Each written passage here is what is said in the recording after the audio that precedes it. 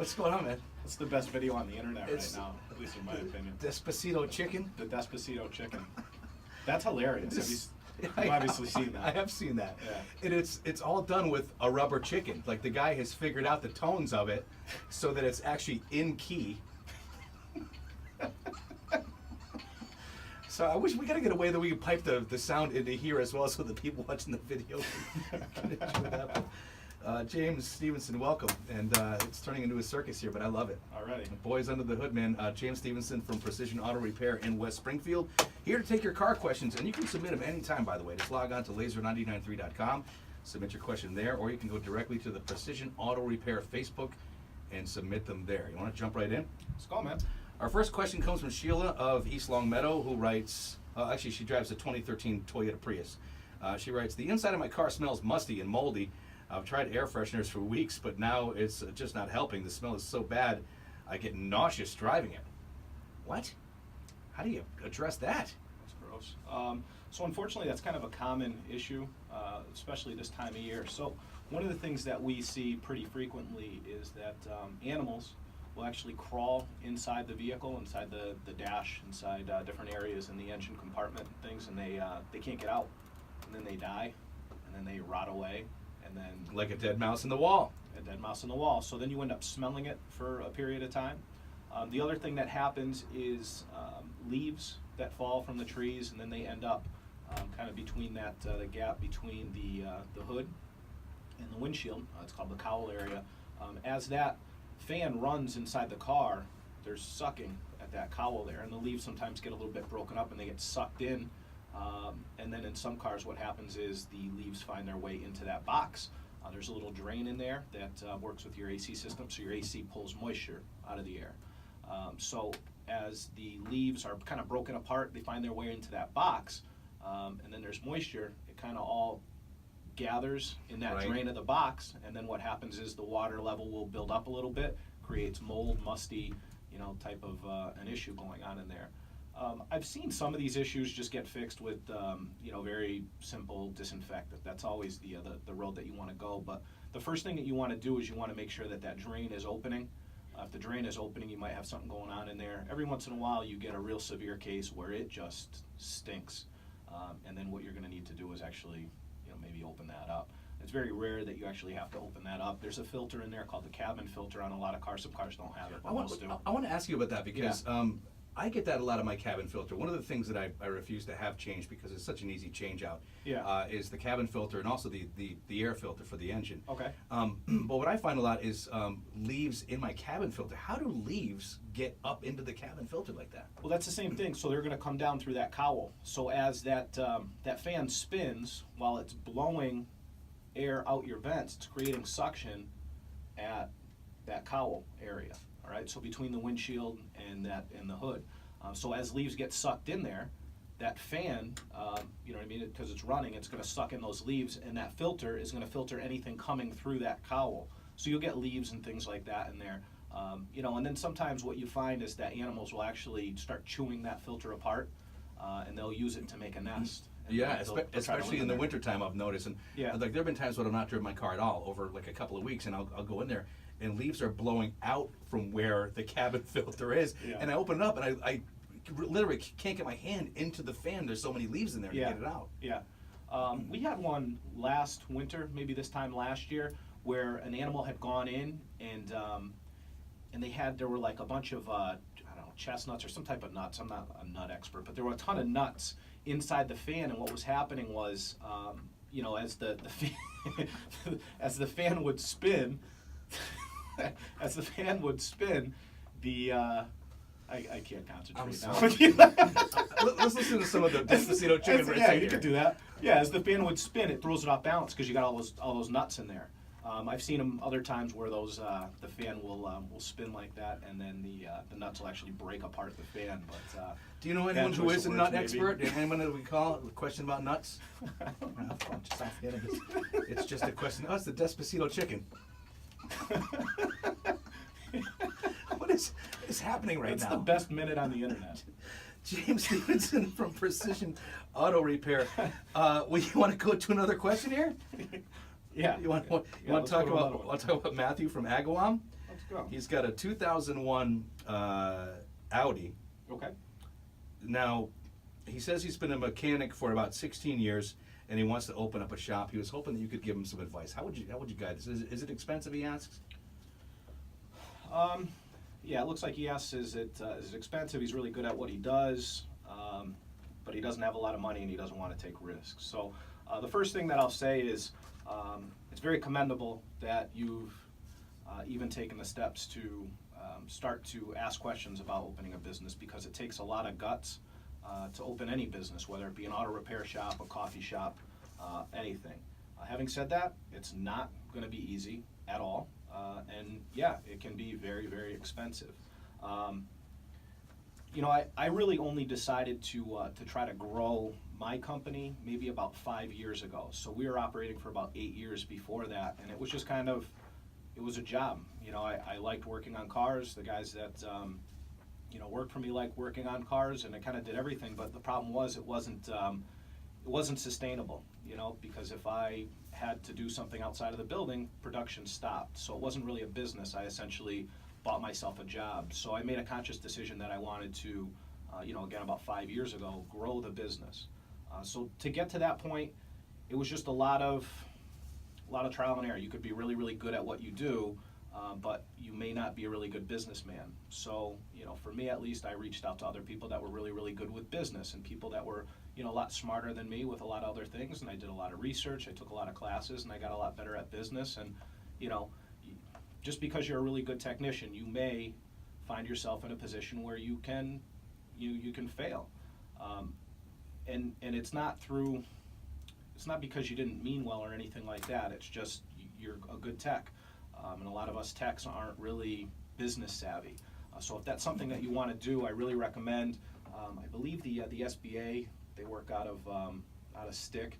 I went there to SCORE. I went to a lot of different business classes there for a period of time, and then some other ones nationally. I'm happy to give you a couple recommendations of different places that you know, would be able to help you with just kind of getting a business plan started and little things like that, just so that you know, you have attainable goals. But a couple things that I wish that someone had told me when I started, so like 13 years ago. Just be honest, right? So be honest with yourself and be honest with your customers.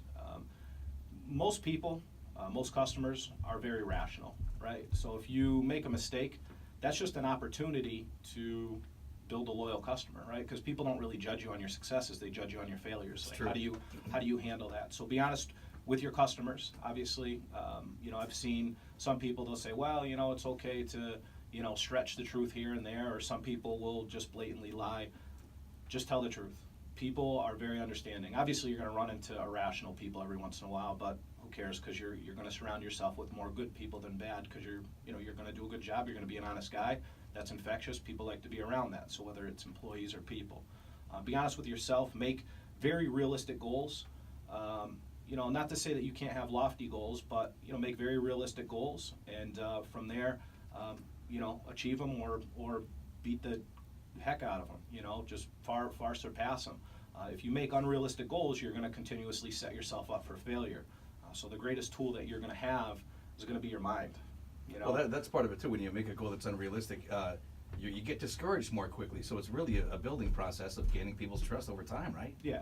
I mean, I did that years ago. I set unrealistic goals for myself. You know, when I wanted to grow the business and make it self-sufficient. Of course you did. I mean, you know what you're doing. You want to bust into it, help people out, make a good living, and you know, of course sometimes you set your goals high, but sometimes they're too high, right? Yeah, just be realistic in your goal setting, and then whoever you reach out to for help, that will sit down. They'll talk to you about what's a realistic goal and what's not. And then obviously a goal without a plan is just a wish. So just make sure that you have a plan that goes along with that. And then the most important thing in making your business self-sufficient, right? So it's sustainably self-sufficient, is your people, right? And that's not just your customers, right? Because not every person that calls your business is going to be a customer that maybe you're going to want. And I'm sure that'll upset some people if, you know, they're listening or whatever, but it's just the reality. You know who you are. You know what I mean? If you go to any business and every time you go to a business, you're upset with wherever you go, like, everybody else can't be wrong, you know? And then there are some just really good people that come into your company, and they're very happy to, they're very happy to experience whatever service that you offer. So just be good to your people and understand that, not everybody that calls your business is going to be your customer. Somebody, years ago, a guy owns a bunch of business locally, and he's a friend of mine, bars and real estate and stuff like that. And he was telling me, he said, very early on, he said, the only surefire way to fail at business is to try to make everybody happy. Just kind of always stuck with me. It's not that the customer's always right or the customer's always wrong or anything like that. It's just you have to look at every situation objectively. Like, did we screw up?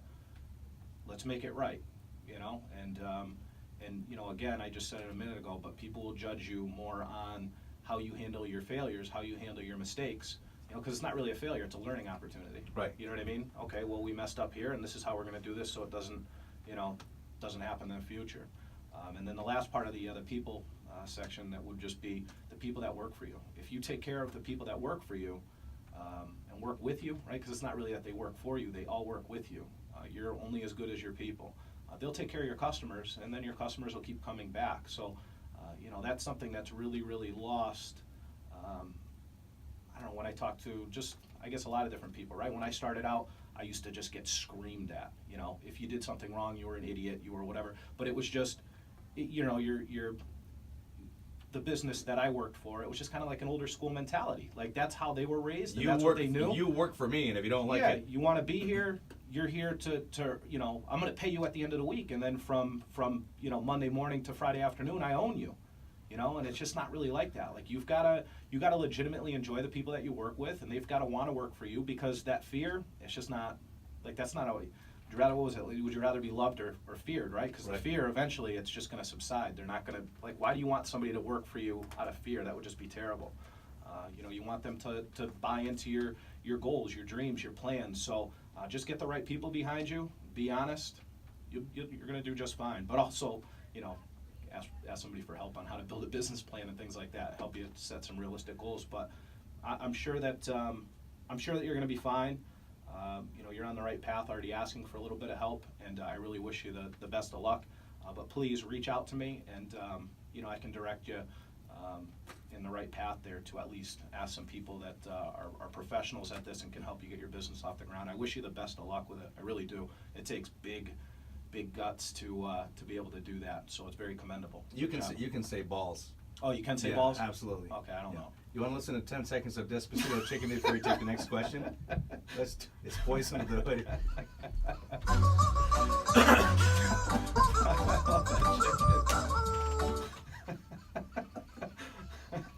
And we're back.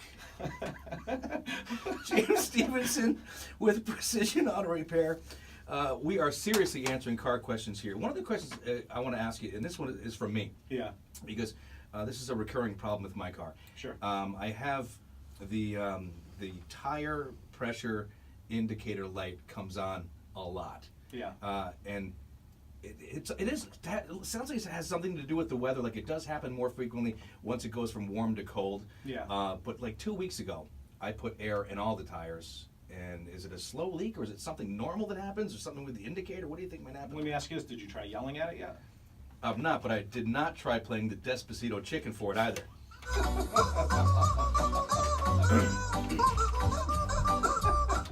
And we're back. So you haven't tried yelling at it? No, I haven't tried yelling at it. And my tire gauge seems to be working. So yeah. But it's a slow leak. How do I address that? So it may not necessarily be a slow leak.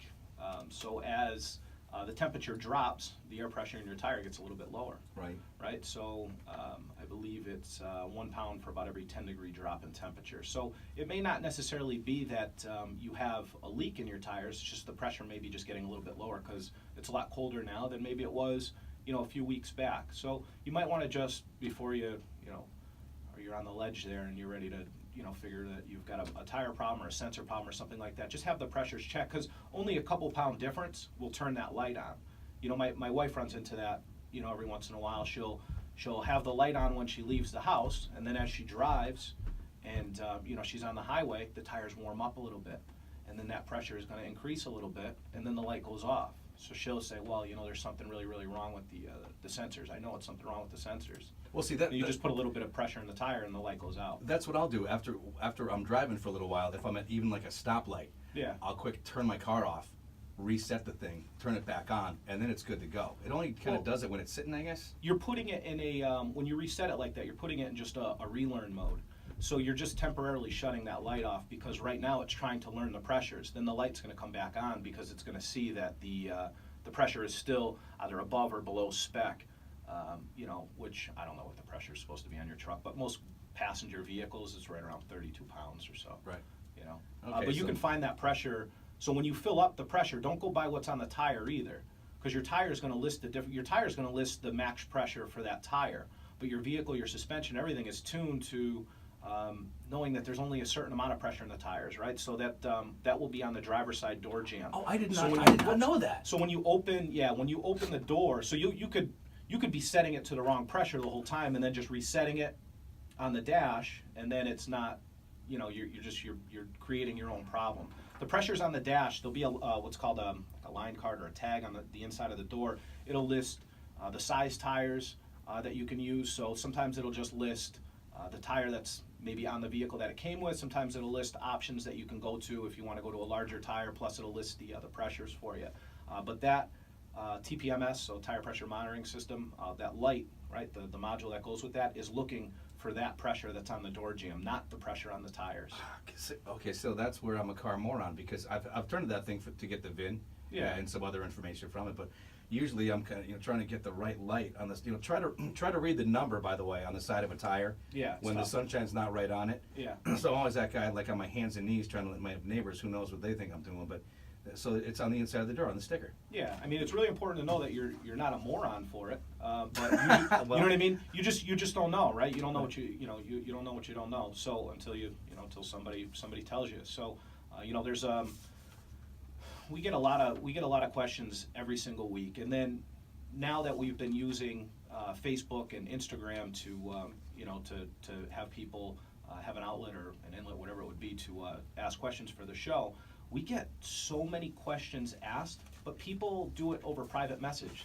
And I gotta tell you, probably a large percentage of them will straight out say, like, I didn't want to ask the question publicly because, somebody's gonna troll me or somebody's gonna make fun of me or whatever it would be. Just don't feel silly about it. Ask the question however you want. If you want to ask it private, if you want to ask it public, if you want to email us, it really doesn't matter, just as long as you get your question asked, because really the only dumb question, right, the only stupid question not asked, or the only stupid question is the one not asked. So just ask. You just don't know, right? An accountant may be great at doing taxes and all that stuff. They don't know that they need to fill the pressure to what's on the door jamb. It's not a dumb question. Please just feel free to ask, and anything like that, Pat. Just, you're not a moron. You just didn't know, We have another question coming up right after. Sure, man. 10 seconds of Despacito chicken.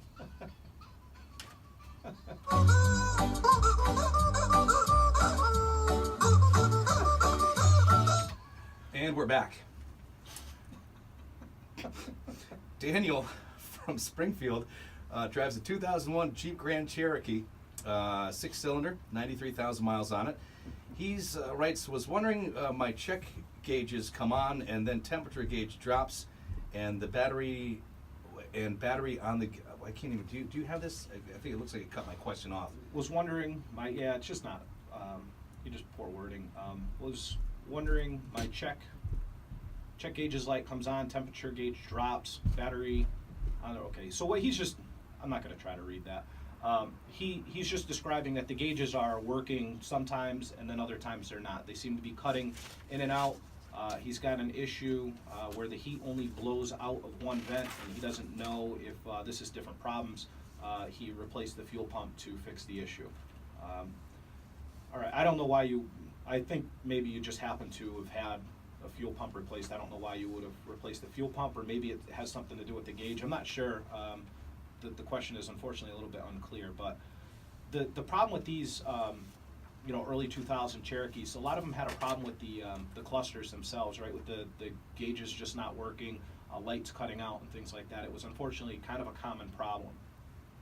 This could be your two issues there could be related. Your problem with the heat not working properly, and the issue with the gauges. It could be some type of a wiring issue. It could be a problem with something called a body control module that's going to control a lot of that stuff.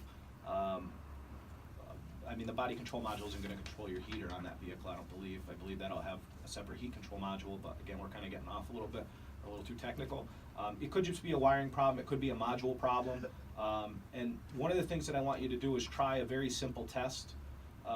What you're going to want to do is when the truck is off, right? So where you would have the key, where you could pull the key out of the ignition, hold down the trip reset button, put the key into the ignition, and then turn it to the on position. Now don't start the truck, just turn it till all the lights and everything all light up. What's going to happen is those gauges are all going to sweep. They're going to max out as if the fuel tank was full, and then it'll drop back down to empty. And the temperature gauge is going to go to overheat, and it's going to drop all the way back down. And speedometer and all that stuff. Everything is going to sweep fully, and then it's going to drop back down to zero. If for any reason any of those gauges don't, you got a problem with that cluster. All right, and if they do, and everything works perfectly, you still may have an issue with that cluster. I know that sounds crazy, but what you're describing here is you're saying that this happens every once in a while, and then you begin to drive it, and it all gets normal again. So when you experience this issue, it may be beneficial to actually pull over and then perform this cluster self-test very quickly. If it ends up being a cluster, there are a couple options. One would be to replace the cluster with a new cluster. That requires you to, well, actually any of these options require you to leave the vehicle for a period of time. Reason being is that the vehicle is going to clock mileage through one module, and then it's going to clock mileage through the odometer. If you drive it without the cluster in it, it's never going to clock that mileage on the cluster, and you're going to run into a real serious problem because those mileages aren't going to line up, and that can cause discrepancies in the computers and problems that you're never going to be able to clear up. So it's kind of a fail-safe that somebody doesn't drive 100,000 miles without the cluster in the vehicle and then try to sell a 10,000 mile vehicle that really has 110 on it. Right. So any of these options that you're going to take, you're going to need to be sure that you understand that the vehicle is going to be down for a little bit. A new cluster, they'll program it with your exact mileage, and then the other option would be to you can send that cluster out, and they can fix it. Sometimes, right, and you need to be aware that sometimes they can't fix the clusters. You'll send them out, it'll be gone for a day or so, they'll call back and they'll say, you know what, something went bad, that's just not repairable, you're still going to need to buy a cluster. It's kind of a gamble. It's a very good gamble, right? The odds are definitely in your favor. The majority of the time they can fix those clusters, but it's going to save you a ton of money if you can have it repaired rather than replacing the whole thing and then programming and all that other good stuff. If you want, you can reach out and we can tell you who you can send that out to if you have the capability to remove the cluster, or we can get you an appointment and take care of that. We've got another question. Can you hang out for a little bit? Yeah. James Stevenson from Precision Auto Repair in West Springfield. It's Boys Under the Hood. You can submit your questions at lazer99.3.com or at Precision Auto Repair's Facebook page. And now, Boys Under the Hood with James Stevenson and Chris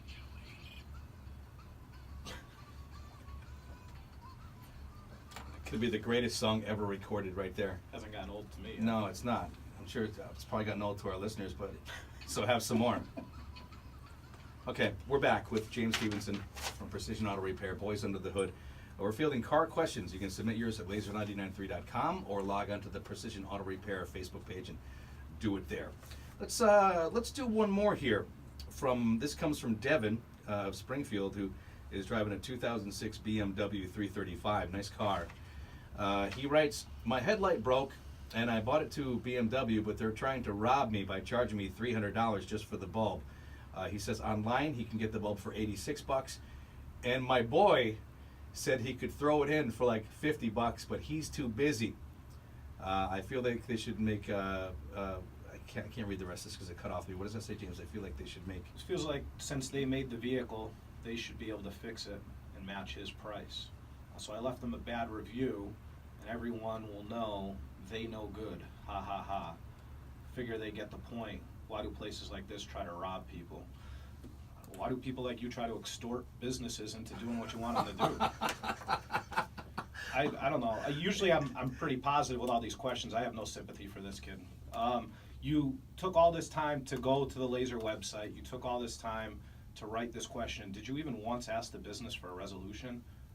it's not funny to leave bad reviews unless somebody actually legitimately did something wrong. But the first thing you should do is reach out to that company and say, hey, look, like, I've got a legitimate issue, and, you know, or what you feel is a legitimate issue, and is there anything that we can do? And then from there, if you're upset about it, that's one thing. But I mean, you're laughing about trying to extort them into doing what you want them to do. You should be ashamed of yourself. I have no sympathy for you.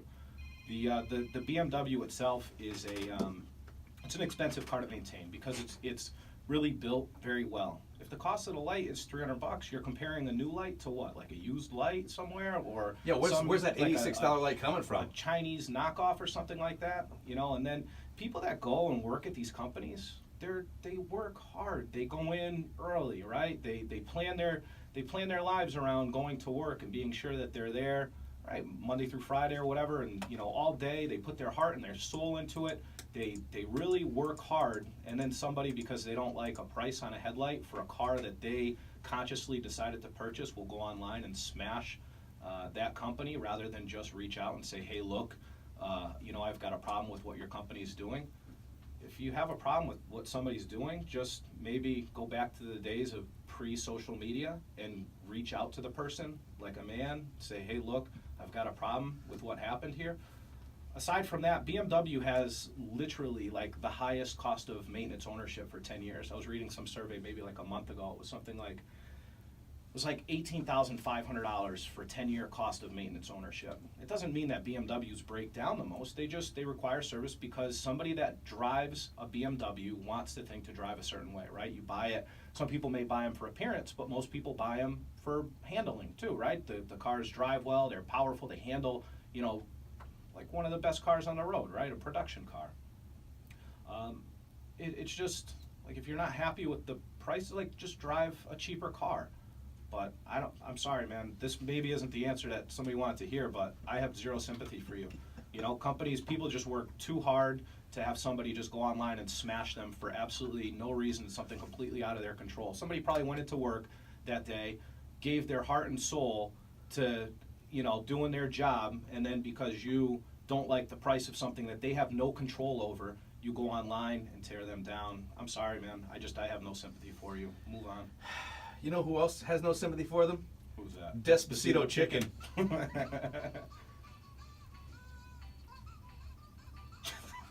And we're back. So, should we announce the question of the week? What do you think the question of the week is today? Well, don't give it to this guy. No, I like the one with the smell coming out of the car. I do too. You know what? That's probably. I know it's going to sound disgusting. I'd love to take a sniff inside your car, right? Because you can tell if it's, unfortunately, with how many times we've seen this issue, you can tell the difference between a, you know, like a dead animal inside the car, or like that, you know, that musty smell that, you know, mold or something will bring to the table. One is going to smell like just rotten meat, and then the other one is going to smell kind of like urine, actually. Not that it's terrible that I know all of that, right? It's disgusting too, but that's the reality of it. The mold is going to smell, the mold is going to smell more like a urine odor, right? Like a cat box. Right. The show has gone right off the rails. It's gone right off the rails. Okay, so what was that gal's name that asked that question? Sheila. Sheila from East Long Meadow. All right, Sheila. With your Toyota Prius. We're gonna hook you up with a $25 gift card to Precision Auto Repair and help you with your stinky situation. Yes. All right, James, it's been a pleasure, man. We'll see you next week, okay? All right, man. We can always take your questions at lazer99.3.com or log on to James's Facebook page, or I should say more specifically, the Precision Auto Repair Facebook page there in West Springfield. Find them.